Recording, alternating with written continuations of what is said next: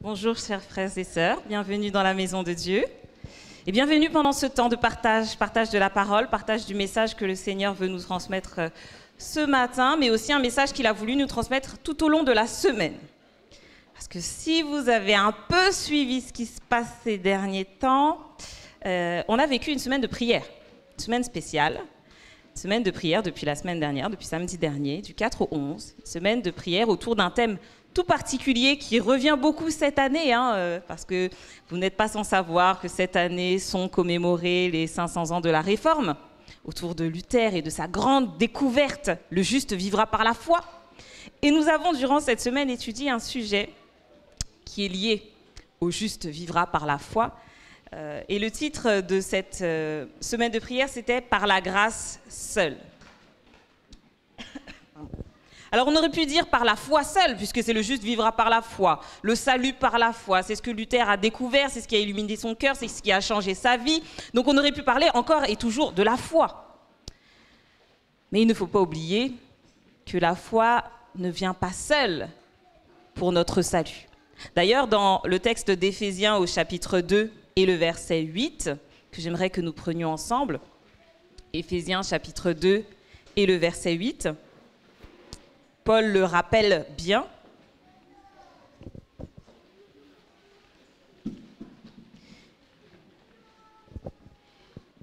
Et il dit que c'est par la grâce que vous êtes sauvés. C'est par la grâce que vous êtes sauvés, par le moyen de la foi. Et cela ne vient pas de vous, c'est le don de Dieu.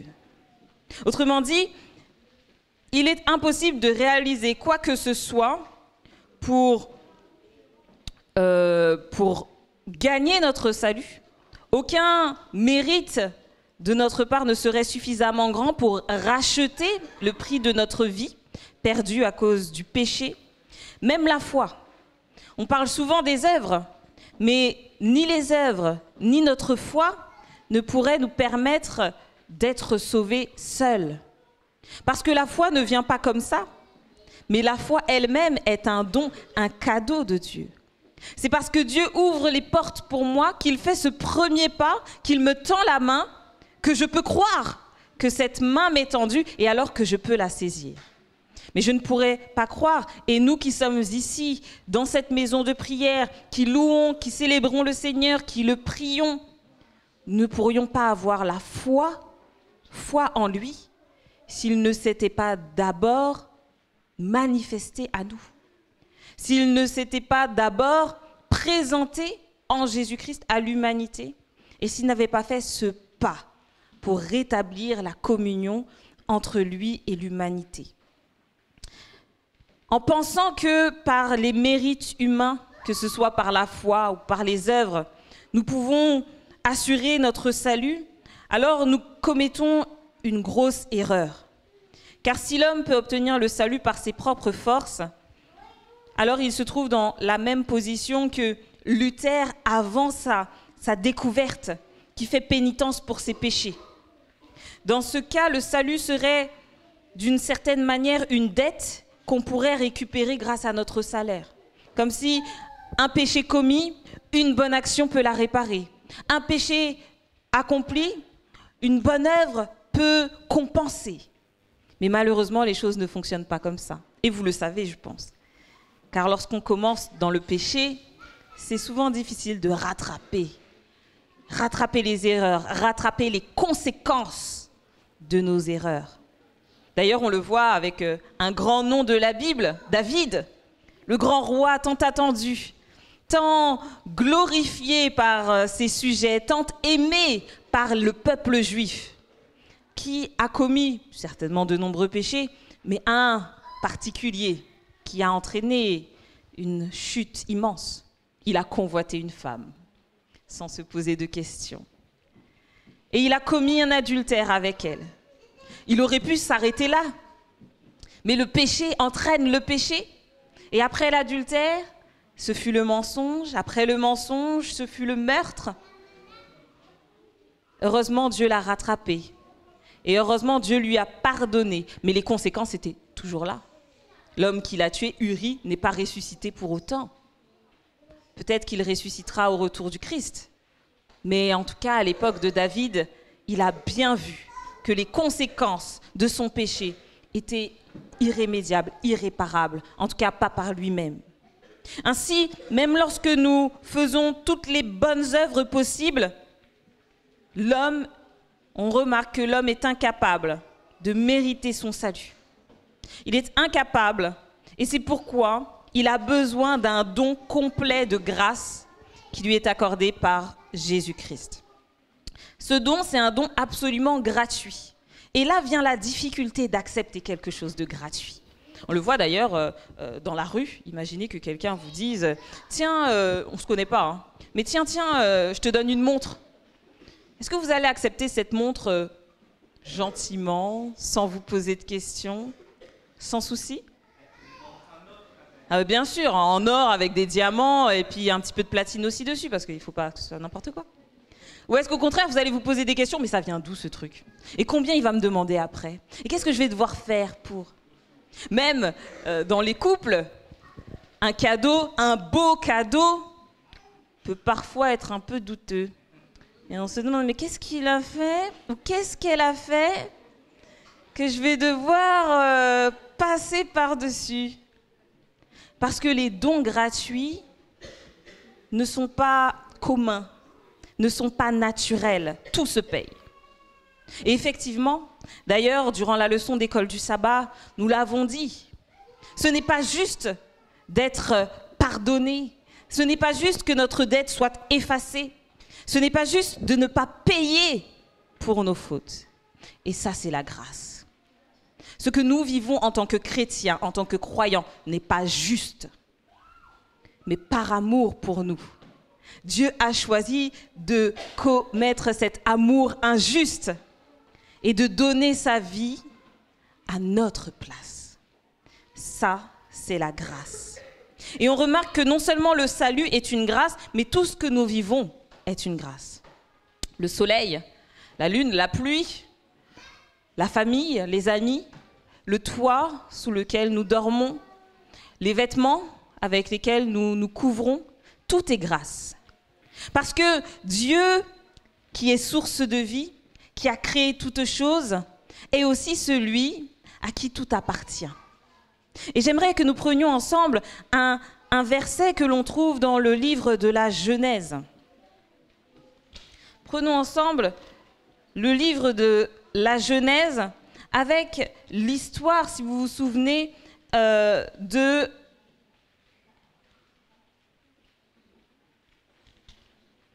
la rencontre entre Abraham et Melchisédek. Souvenez-vous de cette histoire. Genèse au chapitre 14. Après qu'Abraham ait combattu des rois, qu'il en soit sorti vainqueur, eh bien, il va rencontrer un homme, Melchisédek, qui est roi de Salem, ville de la paix.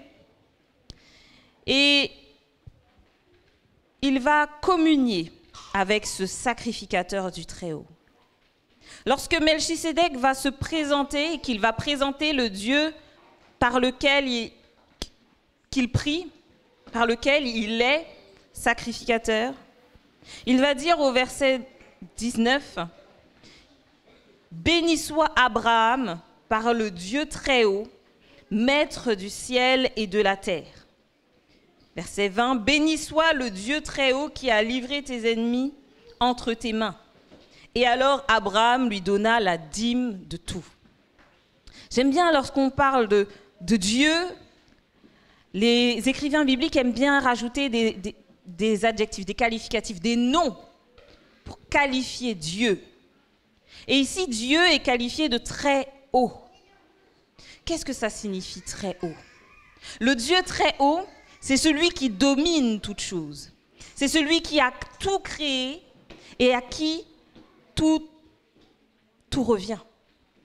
Le Dieu très haut ici, c'est celui qui a la possession de tout homme, toute chair, toute nature, tout matériel, toute création. Et Abraham, lorsqu'il reconnaît ce Dieu comme étant le Dieu très haut, qu'est-ce qu'il fait? Eh bien, il va lui rendre la dîme de ce qu'il a. Abraham reconnaît que ce qu'il a reçu ne lui appartient pas. Ça ne vient pas de lui. Ce n'est pas parce qu'il a gagné la bataille contre les rois qu'il est le maître de ses possessions. Mais Abraham reconnaît que tout vient de Dieu, que tout appartient à Dieu. Et que même si Dieu nous fait don, il nous fait don de salaire, il nous fait don d'argent, il nous fait don de bénédiction. Tout ça reste à Dieu. Ses fruits lui appartiennent. Et en tant que serviteur de Dieu, vous avez récolté la moisson afin de répondre à vos besoins de manière économique et de garder ce qui reste pour le mettre à la disposition de Dieu. Et alors vous pouvez dire, comme l'a dit le roi David dans 1 Chronique 29, le verset 14, « Tout vient de toi et c'est de ta main que vient ce que nous te donnons. » Tout vient de Dieu.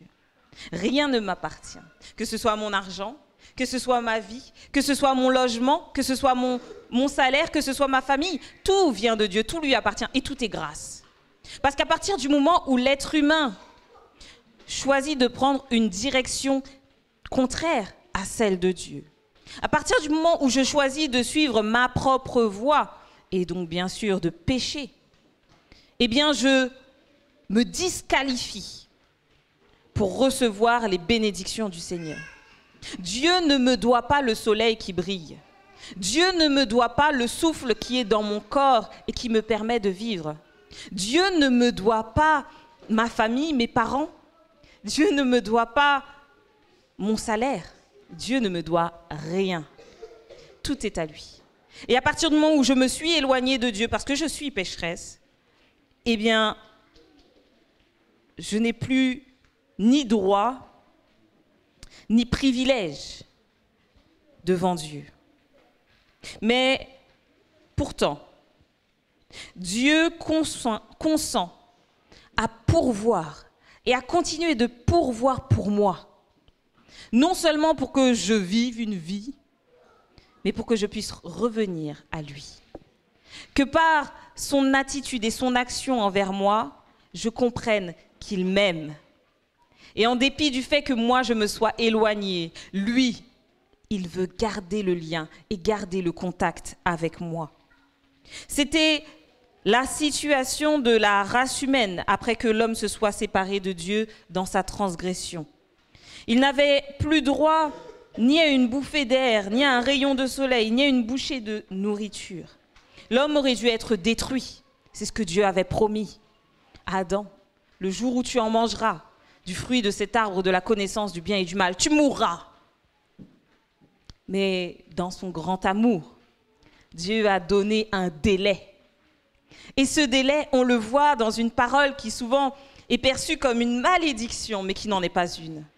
Et je vous invite à prendre le texte de la Genèse. À nouveau, Genèse, cette fois-ci au chapitre 3. Alors que l'homme et la femme se sont éloignés de Dieu, qu'ils ont commis un péché irréparable, et que Dieu s'est présenté devant eux, qu'il leur a demandé pourquoi ils ont fait cela. Eh bien, Dieu va parler d'abord au serpent, qu'il va condamner à ramper et à être ennemi de l'humanité. Et ensuite, il va parler à la femme. Et il ne va pas lui dire « tu vas mourir parce que tu as mangé du fruit ». Mais il va lui dire, au verset 16 du chapitre 3, « J'augmenterai la souffrance de tes grossesses. Tu enfanteras avec douleur et tes désirs se porteront vers ton mari, mais il dominera sur toi. » Ne trouvez-vous pas cela étrange que sorti de nulle part, Dieu parle à la femme de sa grossesse, alors qu'elle n'a jamais enfanté, elle n'a jamais eu d'enfant, et que jusqu'à présent, elle croyait qu'elle allait mourir. Mais Dieu lui dit, non, tu ne mourras pas, mais tu auras une descendance. Tu auras une descendance qui va te sauver, mais tu auras quand même une descendance. Parce que dans mon grand amour pour toi, je veux faire de toi une femme qui contribuera au salut de l'humanité. C'est pourquoi Dieu s'est incarné en Jésus-Christ, qu'il a appelé Jean à précéder le chemin du Seigneur, à préparer la voie, parce qu'il souhaite que l'humanité, ceux qui le recevront, soient aussi participants du salut. Non pas par les mérites, non pas par les bonnes œuvres, mais tout simplement par le fait d'accepter et de croire en ce merveilleux cadeau. Ève aurait pu dire, moi, je ne pourrai jamais avoir d'enfant, je vais mourir. Mais elle a cru à la promesse. Et quand elle va concevoir son fils Caïn, elle va dire, j'ai conçu avec l'aide de l'Éternel un homme. Elle pensait que ce ne serait pas n'importe quel homme, mais elle pensait que ce serait son sauveur. Elle a cru en la promesse. Et même si ce n'est pas par Caïn, Dieu a confirmé la promesse et il lui a donné une descendance en Jésus-Christ qui a sauvé l'humanité par son sacrifice. Étant donné que l'homme profite des bénédictions de Dieu dans tous les dons que nous voyons chaque jour, il doit alors s'incliner pour reconnaître avec gratitude que toutes choses proviennent du Créateur. Nous ne pouvons pas rendre à Dieu ce qu'il nous a donné, mais nous pouvons reconnaître qu'il est bon pour nous. Tout ce que nous rendons à Dieu fait déjà partie de sa propriété. C'est déjà ce qu'il nous a accordé. Mais grâce au Rédempteur, eh bien, de nouvelles promesses ont été établies pour que nous ne soyons pas éloignés de lui, mais pour que nous puissions retrouver ce lien. Et maintenant, chaque membre de la famille humaine se trouve entièrement entre les mains du Christ. Tout ce que nous connaissons, tout ce que nous possédons dans cette vie, toutes ces bénédictions sont confiées à notre gestion comme des trésors divins pour être employés au bénéfice de l'humanité et contribuer à accomplir la mission du Seigneur. Lorsque Jésus est parti, il a dit à ses disciples, « Voici, vous avez reçu le salut. Vous avez reçu le don merveilleux de la grâce et parce que vous avez reçu cette grâce, vous avez pu avoir la foi pour que cette grâce devienne vivante en vous. Et bien maintenant, allez et transmettez le message de la grâce afin que ceux qui recevront le message de la grâce puissent avoir la foi et puissent aussi être sauvés. Tout est à Dieu. Tout ce que nous avons lui appartient. Et même si nous ne pouvons pas lui rendre autant qu'il nous a donné, Dieu nous invite à lui être reconnaissant. Dieu nous invite à accepter ce don pour nous-mêmes et à le témoigner, le transmettre à ceux qui nous entourent. Dans la revue de cette semaine de prière, l'auteur nous invite non seulement à accepter pour nous-mêmes la grâce du Seigneur, et c'est important, parce que même si on a l'impression que c'est évident, c'est contre nature, mais nous sommes invités à accepter ce don de grâce, cette grâce, et plus encore, à la mettre en pratique. Parce que la grâce du Seigneur n'est pas là juste pour nous enlever du péché, mais elle nous est aussi donnée pour marcher dans les traces, dans les pas de Jésus-Christ. Pour marcher non plus sur le chemin qui conduit à la mort, mais sur le chemin qui conduit à la vie. Et c'est aussi par grâce que Dieu nous a sauvés du péché, de nous-mêmes, en vue de la vie éternelle. Et à nous maintenant d'accepter la grâce, de la faire nôtre et de la vivre pleinement. À quoi bon être sauvé si cela ne doit rien changer dans ma vie de tous les jours? À quoi bon avoir une espérance, une assurance si je reste la même personne qu'avant? La même personne triste, indécise, toujours dans le doute, toujours dans la contrariété, dans la peur, dans le mépris, dans l'orgueil, dans l'égoïsme, dans la colère. À quoi bon savoir que Christ a eu la victoire sur le moi mauvais et qu'il me donne son moi à lui, pur, parfait, sans tache? C'est pour que je puisse changer de vie. C'est pour que je puisse naître de nouveau. Et beaucoup échouent dans leurs efforts à devenir de bons ouvriers, de bons chrétiens, de bons disciples, parce qu'ils agissent comme si Dieu dépendait d'eux, comme si Dieu avait besoin d'eux. Comme s'il fallait absolument qu'ils agissent pour leur salut, parce que sinon Dieu ne serait pas capable de les transformer. Et au lieu de dépendre entièrement de lui, ils s'appuient sur leur propre force. Ils s'écartent du pouvoir surnaturel de Dieu, et donc évidemment, ils ne réalisent pas les œuvres surnaturelles que Dieu voudrait accomplir en chacun de nous. Transformation du caractère. Nous ne pouvons pas changer nos caractères, comme un léopard ne peut changer la couleur de ses taches. Mais Dieu le peut, lui, parce que Dieu a cette puissance que nous n'avons pas. C'est pourquoi nous avons besoin de croire que ce changement de caractère aussi fait partie de la grâce que Dieu nous donne dans son salut. Le salut, donc, et je le répète pour que nous le comprenions, ne s'arrête pas au fait d'avoir été enlevé du péché. Mais le salut consiste aussi à avoir été transposé sur une vie droite, une vie de bonté, d'amour, de paix, de joie et bien sûr de bonnes œuvres. Ça fait partie de la grâce de Dieu. Tout ce que Dieu nous demande, c'est de croire. Et voilà maintenant où agit la foi. Par moi, ma foi en son don, je lui laisse la possibilité d'être puissant en moi. Et c'est pourquoi l'apôtre Paul va dire que c'est lorsqu'il est faible qu'il est fort. Parce que quand il est faible, il arrête de résister. Quand il reconnaît son incapacité, son impuissance, alors il se laisse contrôler, il se laisse diriger. Et c'est alors que la puissance de Dieu peut agir dans sa vie et transformer tout ce qu'il touche en or. Dieu souhaite changer tout ce que nous touchons, tout ce que nous disons, tout ce que nous vivons dans un or pur, aussi pur qu'on n'en a jamais vu sur cette terre. Et pour cela, nous n'avons qu'une chose à faire, c'est le laisser faire. C'est par la grâce, en effet, que vous avez été sauvés au moyen de la foi, et cela ne vient pas de vous, c'est le don de Dieu. Voici une vérité qu'il ne faut pas oublier.